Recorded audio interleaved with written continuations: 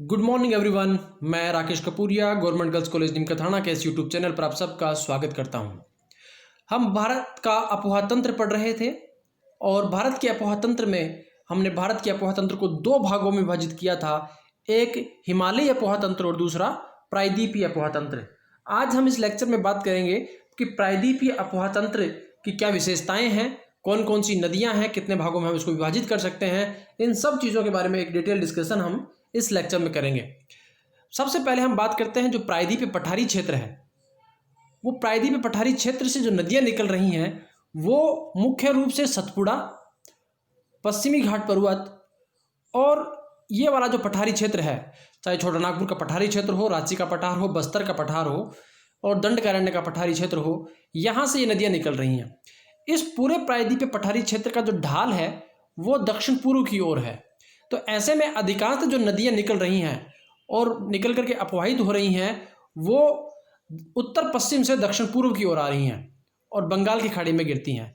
तो ऐसे में हम प्रायद्वीपीय अपोहा तंत्र को दो भागों में विभाजित कर सकते हैं, एक बंगाल की खाड़ी में गिरने वाली नदियाँ और दूसरी अरब सागर में गिरने वाली नदियाँ।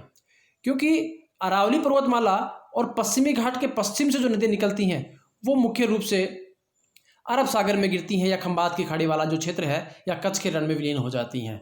तो ये एक पूरा सिनेरियो है कि प्रायद्वीपीय अपोहा तंत्र जो नदियाँ निकल रही हैं और किस प्रकार से अपवाहित हो रही हैं उनको हमने दो भागों में विभाजित कर दिया है, एक बंगाल की खाड़ी में गिरने वाली नदियाँ और दूसरा अरब सागर में गिरने वाली नदियाँ। सबसे पहले हम बात करते हैं कि प्रायद्वीपीय अपोहा तंत्र की जो नदियाँ हैं इनकी क्या विशेषताएं हैं।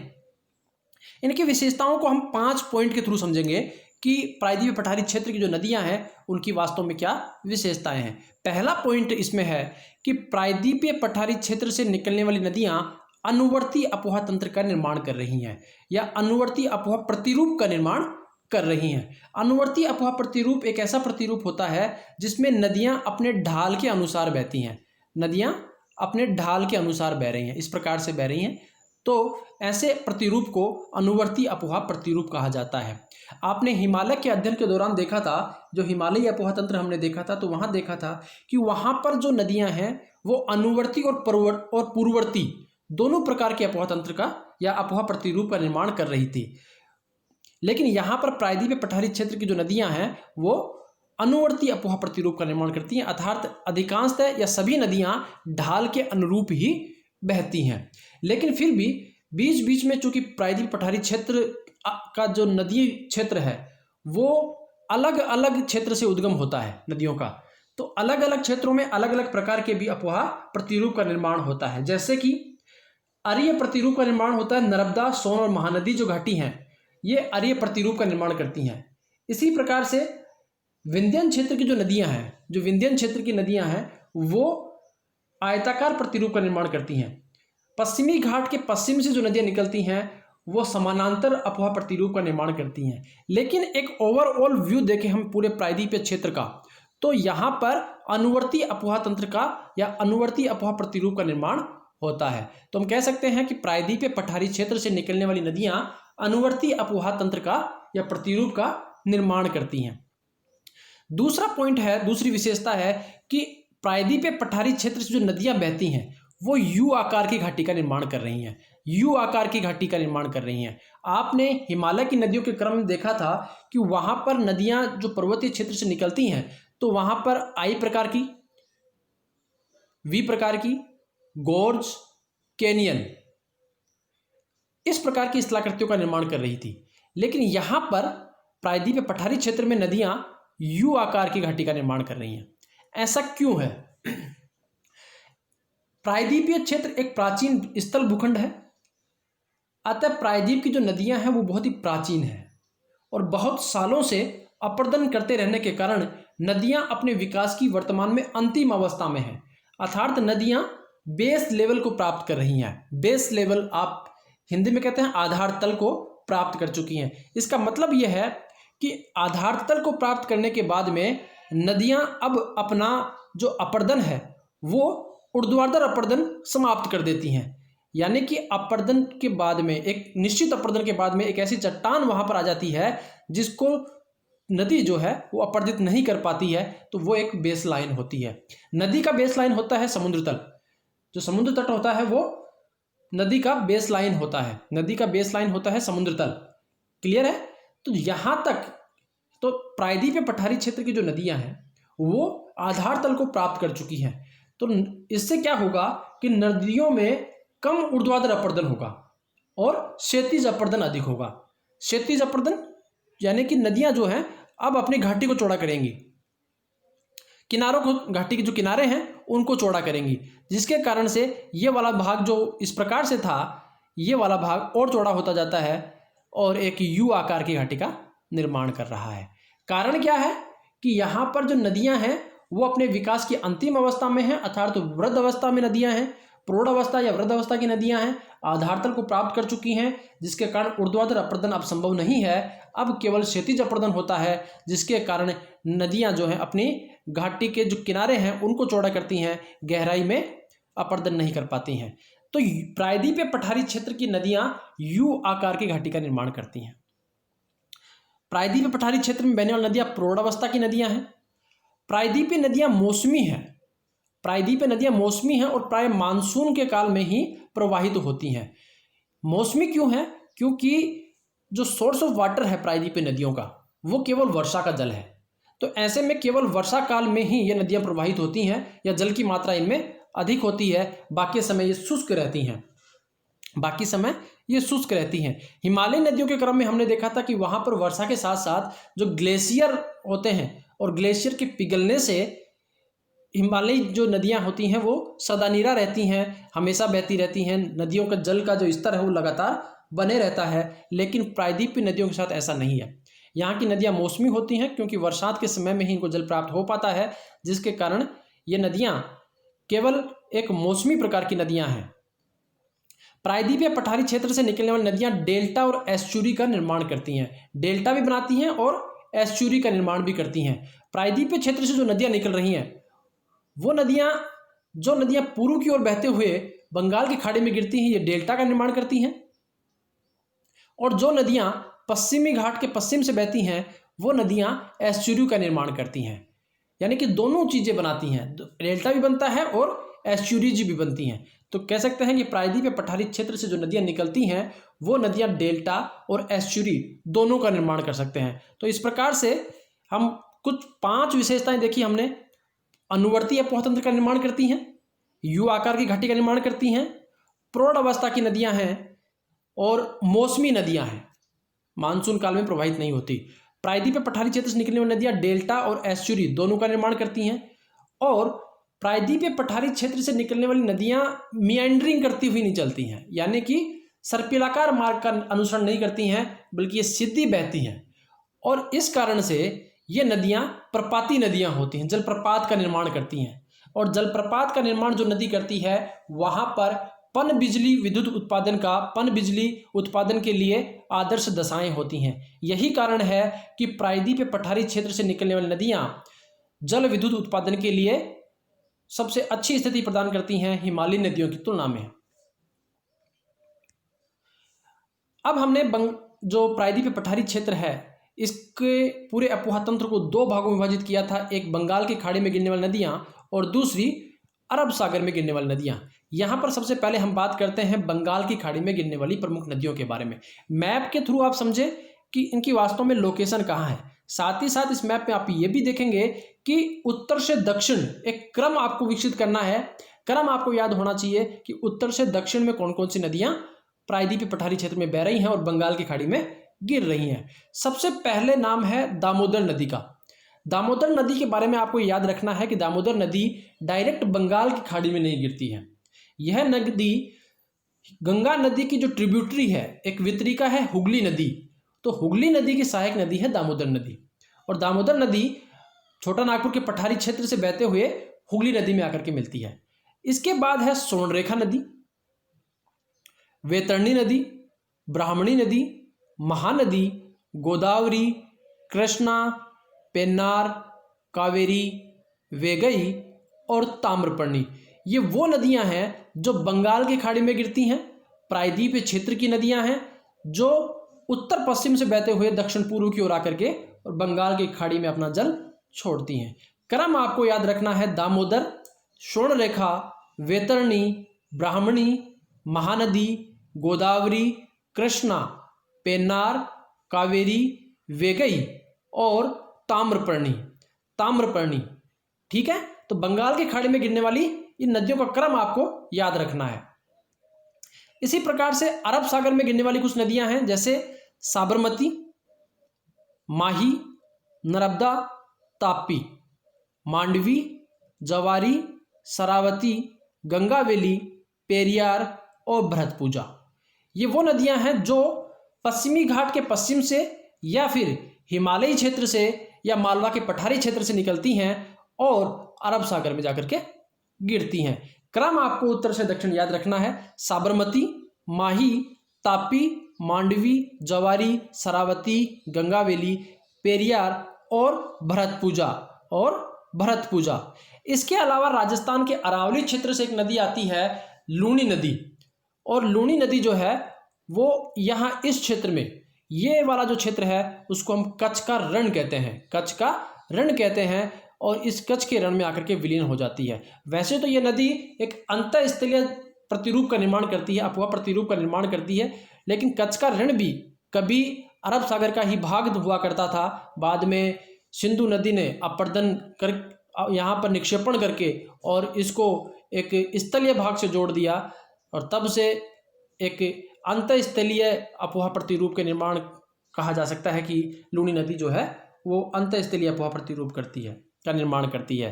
लेकिन लूनी को भी हम मान लें तो लूनी, साबरमती, माही, तापी, मांडवी, जवारी, शरावती, गंगावेली, पेरियार और भरतपुजा, ये वो नदियां हैं जो अरब सागर में गिरती हैं। प्रायद्वीपीय पठारी क्षेत्र की नदियां हैं जो अरब सागर में गिरती हैं। अब हम एक एक नदी के बारे में बात करेंगे, उनकी क्या विशेषताएं हैं, कहाँ से निकल रही है, कितनी लंबी है और उनके महत्वपूर्ण जो बहुउद्देशीय नदी घाटी परियोजनाएं हैं वो कौन कौन सी हैं, कौन कौन से बांध वहाँ पर बनाए गए हैं, इन सब चीज़ों के बारे में बात करेंगे। सबसे पहले हम बात करते हैं दामोदर नदी के बारे में। दामोदर नदी छोटा नागपुर के पठार के बीचों बीच एक भ्रंश घाटी से होकर के बहती है। दामोदर नदी छोटा नागपुर के पठारी क्षेत्र से निकल करके और छोटा नागपुर के पठार के बीचों बीच से बहती है एक भ्रंश घाटी से। आपको यहाँ पर एक चीज़ आपको याद रखनी है, एक पॉइंट आपको याद रखना है, वो ये है कि दामोदर नदी भारत की उन महत्वपूर्ण नदियों में से एक है जो भ्रंश घाटी से होकर के बहती है। भारत में 3 नदियां हैं जो भ्रंश घाटी से होकर के बहती हैं। उनमें से एक है नर्मदा, दूसरी है तापी और तीसरा है दामोदर नदी। तो दामोदर नदी जो है छोटा नागपुर के पठारी क्षेत्र के बीचों बीच से एक भ्रंश घाटी से होते हुए पूर्व की ओर प्रवाहित होते हुए हुगली नदी में जाकर के मिलती है। दूसरी चीज आपको यह भी याद रखनी है कि दामोदर नदी डायरेक्ट बंगाल की खाड़ी में नहीं गिरती है, बल्कि यह गंगा नदी की एक वितरिका है जो पश्चिमी बंगाल से गंगा नदी से अलग होकर के नीचे आती है और जिसको हम हुगली के नाम से जानते हैं। ठीक है। भारत की प्रथम बहुउद्देशीय नदी घाटी परियोजना दामोदर घाटी परियोजना इसी नदी पर स्थापित की गई है। दामोदर घाटी परियोजना का निर्माण जो है वह दामोदर नदी पर किया गया है। यह भारत की प्रथम बहुउद्देशीय नदी घाटी परियोजना थी। दामोदर नदी पश्चिम बंगाल में हुगली नदी से मिलती है, तो वर्धमान जिले के आसपास वाला जो क्षेत्र है, जब इस प्रकार से गंगा नदी आ रही है और 2 वितरिकाओं में बदलती है, ये वाला भाग जो है हुगली नदी वाला है, यहाँ से एक नदी आ रही है जिसको हम दामोदर नदी कहते हैं। यहाँ पर जिस स्थान पर मिलती है, जिस राज्य में मिलती है, उस राज्य का जिले का नाम है वर्धमान जिला। और इस वर्धमान जिले में दामोदर नदी जब हुगली में मिलती है तो भयंकर बाढ़ लाती है, जिस कारण से दामोदर नदी को पश्चिम बंगाल का शोक कहा जाता है। द सोरो ऑफ वेस्ट बंगाल किस नदी को कहा जाता है? दामोदर नदी को कहा जाता है। दामोदर नदी को द सोरो ऑफ वेस्ट बंगाल कहा जाता है। दूसरी महत्वपूर्ण नदी है स्वर्णरेखा नदी।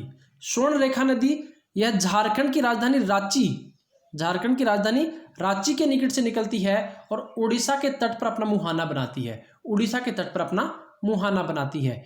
औद्योगिक इकाइयों से निकले रासायनिक अपशिष्ट को स्वर्णरेखा नदी में गिराए जाने के कारण यह नदी वर्तमान में बहुत अधिक प्रदूषित हो चुकी है, बहुत अधिक प्रदूषित हो चुकी है। भारत की सबसे अधिक प्रदूषित नदियों में से एक नदी है स्वर्णरेखा नदी। इस कारण स्वर्णरेखा जो नदी है उसमें जीव जंतु नहीं पाए जाते हैं। चूंकि प्रदूषण की मात्रा बहुत अधिक हो गई है, तो ऐसे में जीव जंतुओं के रहने के लिए जो कंडीशंस होनी चाहिए, आदर्श दशा होनी चाहिए, वो वहाँ पर नहीं पाई जाती, जिसके कारण वहाँ पर जीव जंतु बिल्कुल नगण्य अवस्था में पाए जाते हैं। इसी कारण से वर्तमान में स्वर्णरेखा नदी जो है एक बायोलॉजिकल डेजर्ट में तब्दील हो चुकी है, बायोलॉजिकल डेजर्ट या जैविक मरुस्थल में तब्दील हो चुकी है। तो स्वर्णरेखा नदी जो है एक जैविक मरुस्थल है वर्तमान में। प्रसिद्ध पर्यटक स्थल या प्रसिद्ध औद्योगिक क्षेत्र जमशेदपुर जो है वो स्वर्णरेखा नदी पर ही स्थित है। जमशेदपुर क्यों फेमस है? सबसे पहले स्टील प्लांट भारत का जमशेदपुर में लगाया गया था। सबसे पहले 1907 में जमशेदपुर में भारत का पहला स्टील प्लांट स्थापित किया गया था जमशेदपुर में। आज वर्तमान में यह एक प्रमुख औद्योगिक क्षेत्र है और किस नदी पर है? स्वर्णरेखा नदी पर है। तीसरी महत्वपूर्ण नदी है महानदी।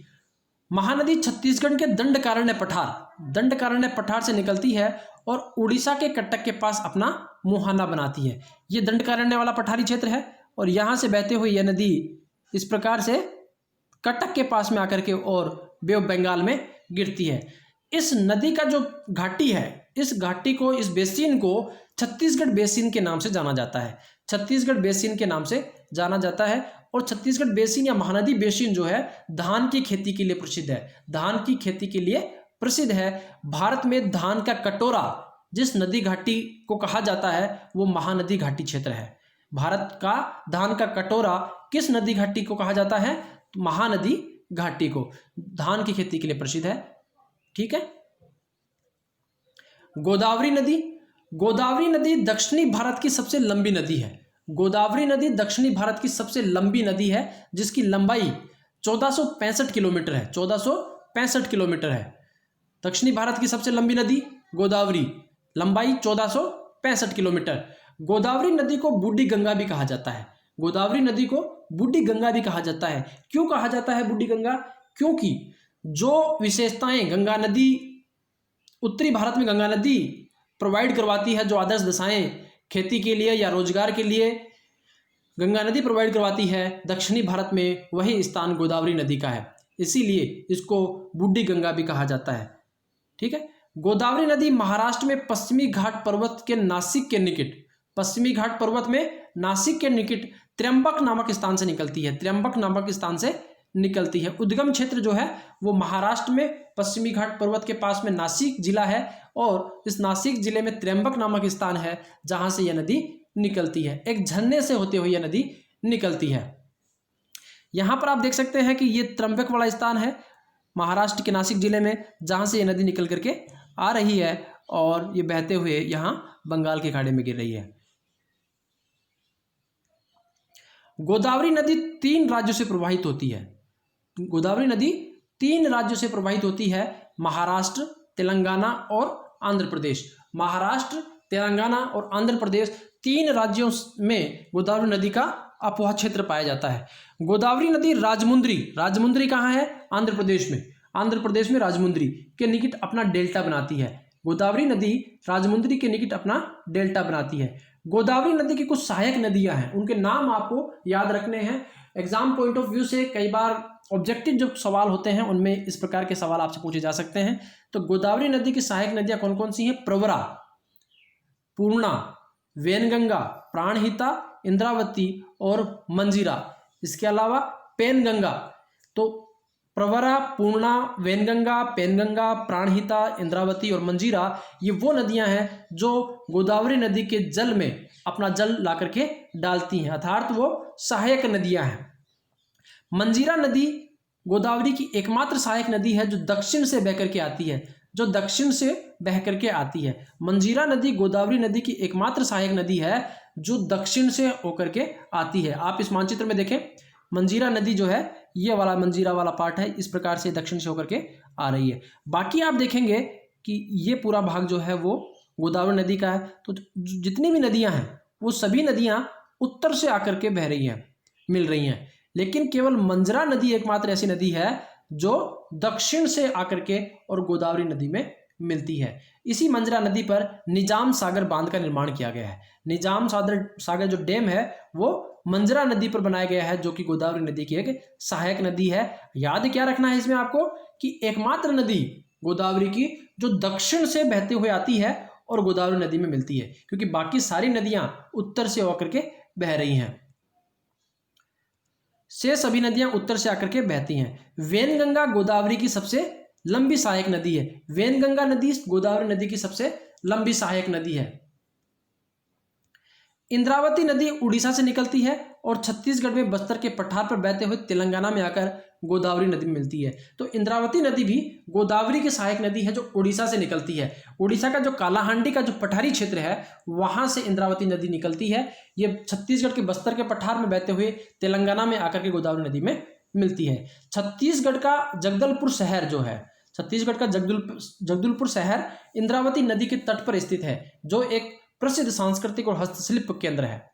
यहां पर जगदलपुर में ही एक चित्रकूट जलप्रपात स्थित है। चित्रकूट जलप्रपात स्थित है जो अपने घोड़े की नाल के समान मुख के कारण भारत का नियाग्रा कहलाता है। भारत का नियाग्रा कहलाता है। नियाग्रा फॉल जो है वो दुनिया का दूसरा सबसे ऊंचा फॉल है, दूसरा सबसे बड़ा फॉल है, वाटरफॉल है नियाग्रा जलप्रपात, जो कनाडा में है। जगदलपुर बांध जो जगदलपुर क्षेत्र में जो चित्रकूट जलप्रपात है वो अपने घोड़े की नाल के समान मुख के कारण भारत का नियाग्रा कहलाता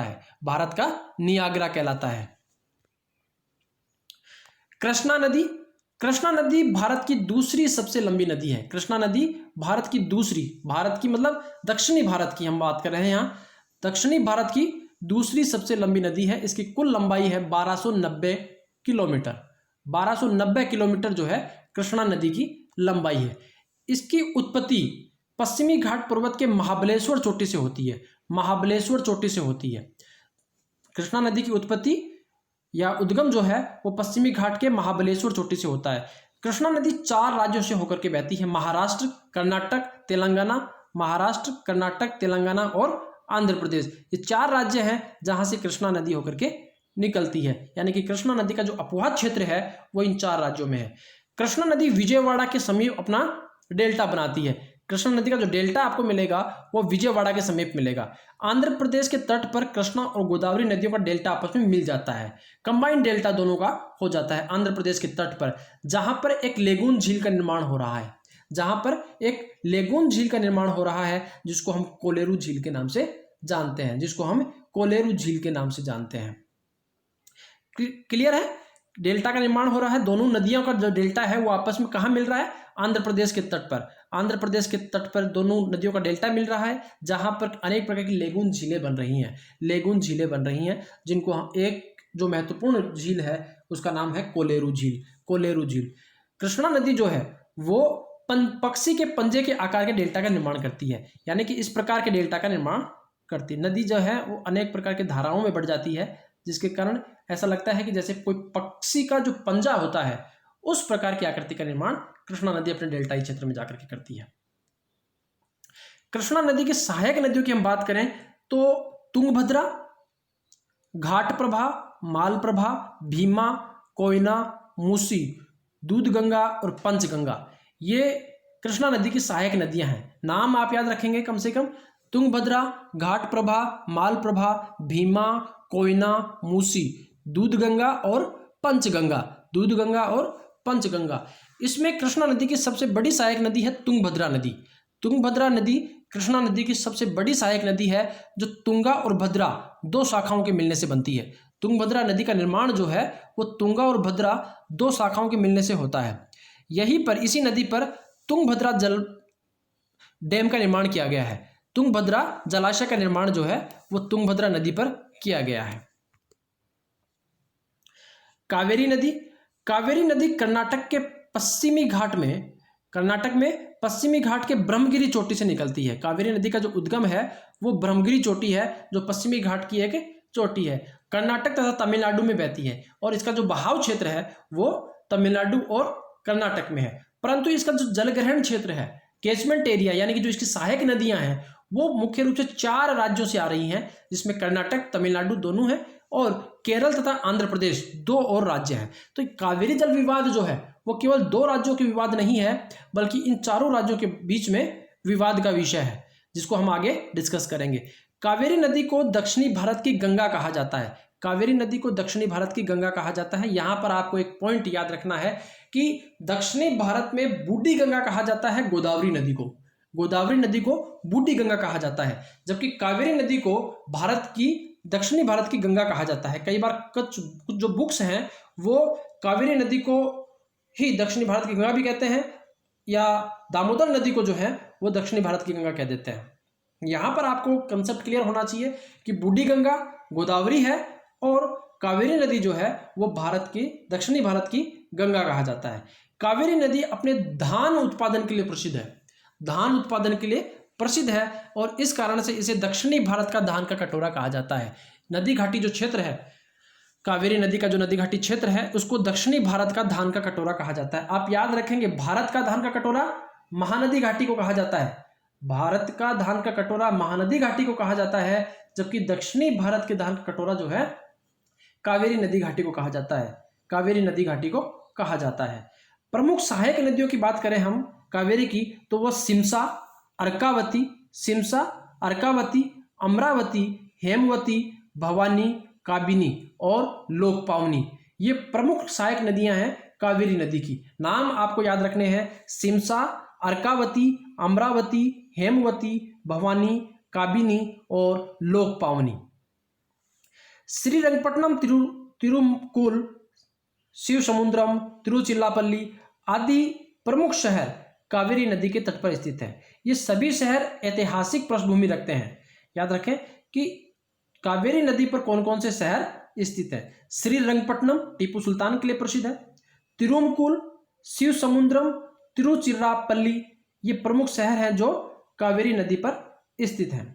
कावेरी नदी दक्षिणी पश्चिमी मानसून तथा उत्तर पूर्वी मानसून से जल प्राप्त करती है, अतः इसमें वर्ष भर जल का प्रवाह बना रहता है।